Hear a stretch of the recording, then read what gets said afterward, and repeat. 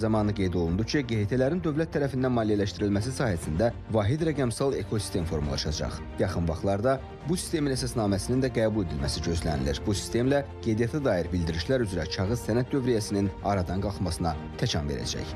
Əhməd Məmmədov, Şəhriyar Əhmədli, ATV Xəbər. İşğaldan azad edilmiş ərazilərimizdə böyük qayıdış mərhələli şəkildə davam edir. Bu mərhələdə Xocavənd şəhərinə 81 nəfər olmaqla 20, rayonun Qırmızı Bazar qəsəbəsinə 9 nəfər olmaqla 2, Xocavənd kəndinə isə 17 nəfər olmaqla 5 ailə qayıdıb. Onlara mənzillərinin açarları təqdim olunub. Qayıdan ailələr Respublikanın müxtəlif yerlərində, əsasən yataqxanalarda, sanatoriya və inzibati binalarda müvəqqəti məskunlaşanlardır. Doğma yurda qayıdan sakinlər hər tərəfli dövlət qayğısı ilə əhatə olunur. Onların rahat yaşayışı və işləyə bilməsi üçün hər cür şərait yaradılır.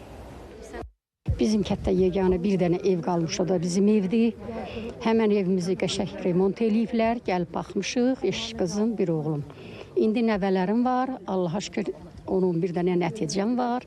Mənim üçün çox xoşdur, torpağıma, evimə, nətər deyirlər, rayonuma, kəndimə qayıtmağım, cəmaatın içinə qayıtmağı.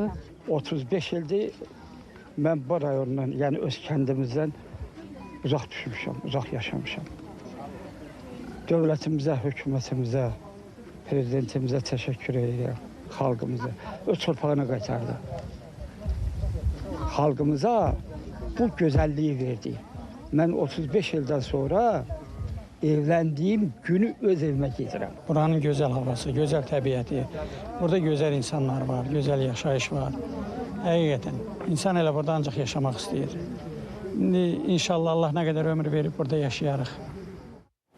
İnşallah. Müdafiə Nazirliyinin rəhbər heyəti hava hücumundan müdafiə bölmələrinin istifadəsinə verilən yeni hərbi obyektlərlə baxış keçirib.